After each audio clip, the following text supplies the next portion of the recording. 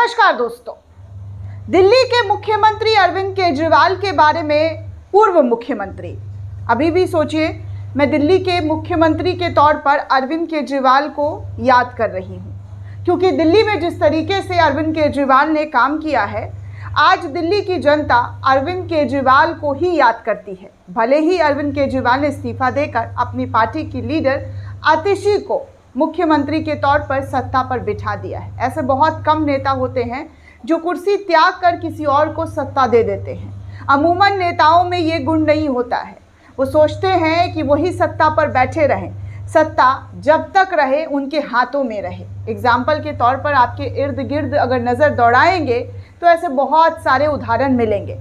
लेकिन अरविंद केजरीवाल लगातार जनता से संवाद कर रहे हैं, जनता से बात कर रहे हैं, चाहे वो मंदिर जाकर हो या फिर सड़कों पर जन आशीर्वाद यात्रा निकाल कर।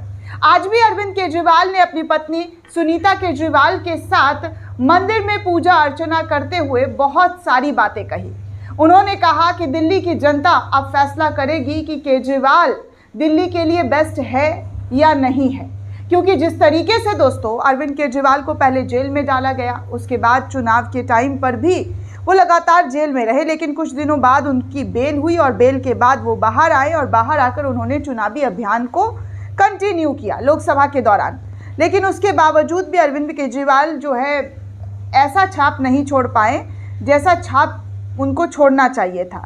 लेकिन फिर भी आपको बता दें कि आज अरविंद केजरीवाल कहाँ और किस तरीके से लोगों से मुखातिब हुए। दरअसल दोस्तों, अरविंद केजरीवाल को लेकर हमेशा से कहा जाता है कि वो एक ऐसे नेता है, एक ऐसे नेता के रूप में देखे जाते हैं जो जनता के हित के लिए काम करते हैं, जनता के बारे में सोच कर काम करते हैं। आपको याद हो ना हो, लेकिन एक बात ज़रूर याद होगी दोस्तों कि अरविंद केजरीवाल देश के पहले ऐसे नेता हैं जिन्होंने मुफ्त बिजली, मुफ्त पानी और मुफ्त फ्री बस सेवा की योजना जो है वो दिल्ली के अंदर लागू की। और यही, जी हाँ, इसी तर्ज पर देश के तमाम नेता आज वोट मांगते हुए नजर आ रहे, चाहे हमारे प्रधानमंत्री हो, गृह मंत्री हो या किसी भी पार्टी के नेता हो, वो मुफ्त पानी, बिजली, शिक्षा की बात करते हुए नजर आते हैं। दिल्ली के स्कूल के बारे में क्या कहना? दिल्ली के स्कूल के बारे में दिल्ली के स्कूल के बच्चे ही खुद कहते हैं कि पहले का क्या हाल था और अब क्या हाल है, किस तरीके से शिक्षा को दिल्ली के अंदर बढ़ावा दिया गया, बाहर टीचर्स को भेजा गया। अगर आप यूपी बिहार जाकर देखेंगे तो वहाँ के स्कूलों का क्या हाल है ये किसी से छुपा नहीं है। सरकारी स्कूल की मैं बात कर रही हूँ दोस्तों। सरकारी स्कूल में टीचर्स का अभाव, ऊपर से शिक्षक आते हैं और कब जाते हैं किसी को पता ही नहीं, क्या पढ़ाते हैं, बच्चा क्या पढ़ता है ये भी नहीं पता। लेकिन दिल्ली में ये तमाम चीज़ें बदलती हुई नजर आई। बीते कुछ सालों में बहुत सारी तब्दीलियां देखने सुनने को मिली। आज आपको बता दें दोस्तों कि किस तरीके से दिल्ली में अरविंद केजरीवाल अपनी पत्नी सुनीता केजरीवाल के साथ माता वैष्णो देवी के दरबार पहुंचे, जहां उन्होंने दिल्ली वासियों के लिए सुख समृद्धि के लिए प्रार्थना की। अरविंद केजरीवाल ने एक बार फिर अपनी जनता के लिए चिंता और समर्पण का जो मिसाल है वो पेश किया। केजरीवाल ने अपनी धर्मपत्नी सुनीता केजरीवाल के साथ माता वैष्णो देवी के दरबार पहुंचे, जहां उन्होंने पूरे दिल्ली वासियों की भलाई और समृद्धि के लिए प्रार्थना करते हुए दिल्ली की जनता से बातचीत की मुखातिब हुए। सादगी और आस्था के प्रतीक केजरीवाल को अक्सर जनता से जुड़े मुद्दों पर सक्रिय देखते हुए पाया गया है।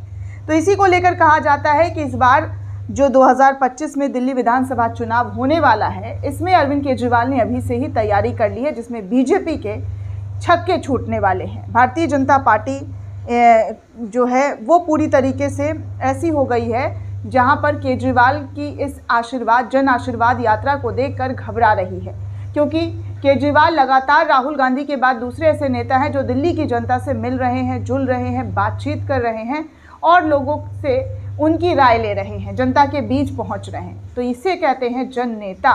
जनता से जाकर बातचीत करना, जनता के बीच पहुंचकर उनका हाल लेना। अमूमन ऐसे नेता बहुत कम होते हैं। गद्दी पाने के बाद तू कौन मैं खामखा बन जाते हैं।